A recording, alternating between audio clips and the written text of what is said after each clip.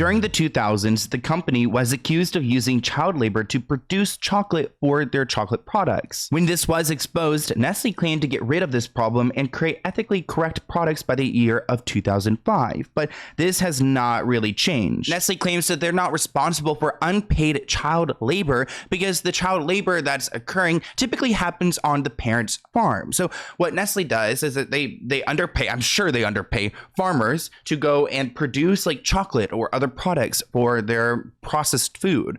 And in this process, these families are working their children, maybe other children on this farm to produce it, and the children aren't getting paid. But Nestle claims they're not responsible for that because they're hiring the farmer. So the farmer's responsible for who's working on the farm, which maybe on paper they're not technically responsible, but they are. It's like a roundabout way to use children labor. The farmers that Nestle hire cannot afford school and need all the working hands possible to afford food, shelter, and other necessities. Because Nestle isn't paying the farmers enough, they have to struggle and then force their children to go and work. So instead of Nestle paying them what they should be paid, they are forced into this situation, and Nestle's okay with it. They tried to improve their image by including fair trade marks on their labels to showcase that the chocolate bars are made with ethically sourced chocolate, cocoa, but it didn't solve the math problem, which was it's illegal to use child labor. They still have farms and plants where forced child labor is taking place, but they haven't done much about it, and they haven't ever showed us proof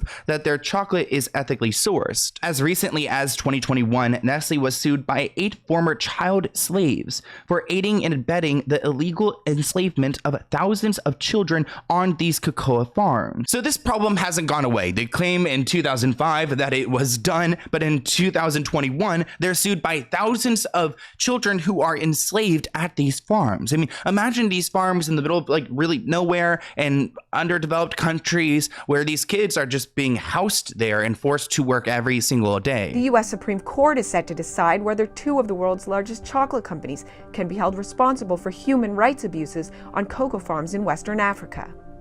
6 Malians forced to work on Ivory Coast cocoa farms as children are suing Nestle USA and privately held food corporation Cargill. They say they worked 14-hour days with little food and were beaten. They allege Nestle and Cargill knew about the conditions on the farms and that they provided the owners with financial help. Nestle is accused of trying to cover up their child labor by actively misleading the public, promising to phase out child labor by 2005, but then mentioning again in 2020 that it's still a problem. And litigation is still ongoing, so we need to keep an eye on Nestle and what they're doing, because I don't want to support a company that's enslaving children. One thing that I find really disturbing about Nestle is that they provide us a lot of products that we need to live. Like, for example, water, bottled water, which actually this one is not Nestle, I don't believe. It says that it's produced in Texas. I'm in Houston, Texas actually right now. But Nestle is also one of the leading producers of packaged water bottles.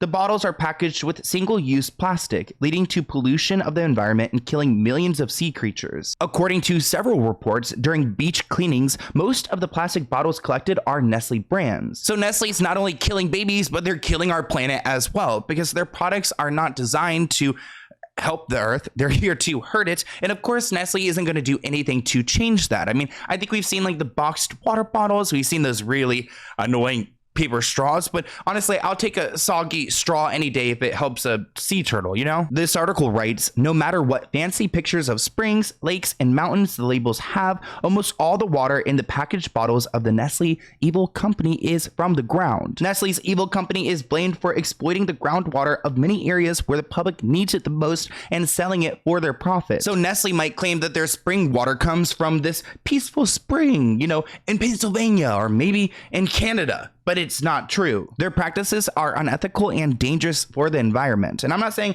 I'm over here like all perfect. I got my plastic water bottle right here. But the company is guilty of taking water sources from countries where people are forced to drink dirty water instead, essentially taking fresh water from places that really need it. In 2013, the corporation began diverting abundant clean water from Pakistan locals and using it for their factories, leaving the population with no other choice but to drink sewage and sludge water, not only in Pakistan, but in a bunch of different countries. I mean, imagine wherever you are right now, comfortably living, you turn your sink. Imagine if the sink just didn't turn on and then there was no more water. because this company came in and took it all away. And now you got to drink what, your own pee water at that point? I mean, it's really sad. And like, oh God, it makes you like wish that there was some force out there that could stop this. Like, that's where I guess the World Health Organization comes in. But even when they give Nestle rules, Nestle's not going to follow them. And can the WHO, can they do anything? They can't go and arrest Nestle, the company. So there's no accountability here. And of course, Nestle doesn't want to take the blame, so they'll just point the fingers at someone else, like some, chocolate farmers who have no money and can't defend themselves. This article reads, the plastic bottles are damaging the environment, and the waste generated by the company's factories is causing irreversible damage to the environment and marine life, which I love the ocean. Please don't mess with our marine life. In 2020, a Nestle milk powder plant in France released its biological waste into the local water bodies, killing around 3 metric tons of fish. What? Like, who decides, yeah, we're just gonna let all this trash and disgustingness out into the lake, the river, wherever? I mean, without considering anything? According to the latest reports from the Ellen MacArthur Foundation, the company Nestle has done nothing and made zero progress in the environmentally safe sector and has not addressed the waste that they are generating at all. So of course, they're not going to put out any initiative that they're going to try to, do better about the environment. They're not modernizing in any ways. They're trying to cut corners and give us the lowest grade product at the lowest price. They've also been accused of filling water bottles with tap water and reselling it. Actually, Nestle was sued again for falsely representing bottled tap water as naturally sourced spring water. So these mountains that you're seeing, these pictures where the water's supposedly coming from, it's not coming from there, it's coming from the ground. And if it's not coming from the ground, it's coming from the pipes. So you might as well just open up your sink and get the same thing. For one tanker load, Nestle pays $10. Once bottled, the same water costs $50,000. They've made tons of money. What's legal and what's ethical and moral are two different things. And at some point, this resource will run out. I will refuse to buy anything that's made by Nestle's.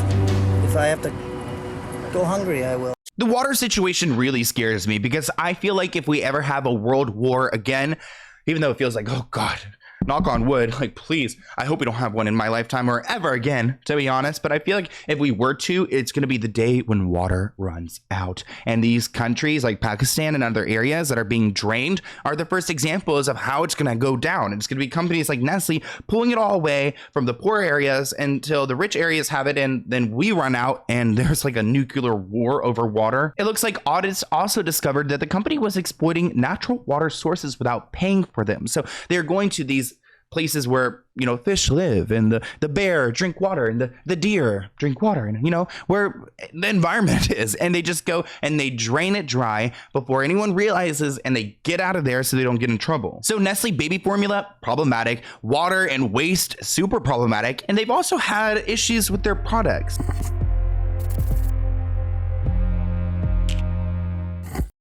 In 2009, the FDA and CDC issued a cautionary statement telling consumers to avoid Nestle Toll House refrigerated cookie dough due to E. coli, which of course Nestle wasn't happy about them issuing this statement. The cookie dough contamination resulted in hospitalizations and tragically killed one person. Nestle responded by expressing grave concern, acknowledging their product's implications in the illness and fatality, and subsequently implementing more rigorous testing and inspection procedures. Okay, well, I'll believe it when I see it. That wasn't the first time that their products had killed people. In 2008, Nestle faced the Chinese milk scandal, where their products were linked to 6 infant deaths and numerous hospitalizations due to melamine contamination. Despite Nestle denying all of this, the Taiwanese government was able to find traces of it in their products, prompting Nestle to dispatch specialists from Switzerland to enhance chemical testing at the 5 Chinese plants. The incident became a major global food safety concern, with China reporting over 300,000 victims, resulting in several legal consequences, including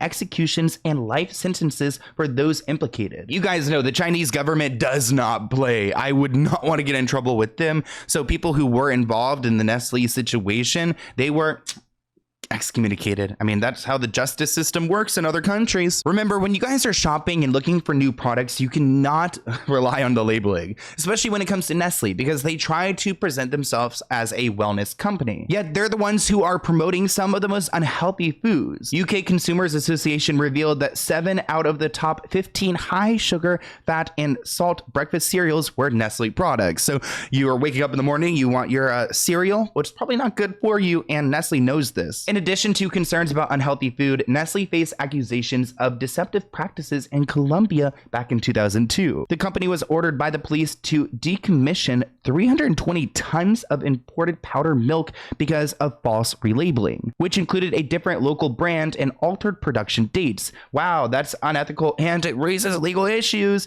because you're going to say that the product came from somewhere else, it's a different brand, and you're going to alter the dates. I mean, why does anyone think they can get away with this? Thank you for watching this clip from the Let's Get Into It podcast. To view the full episode, visit the link listed below.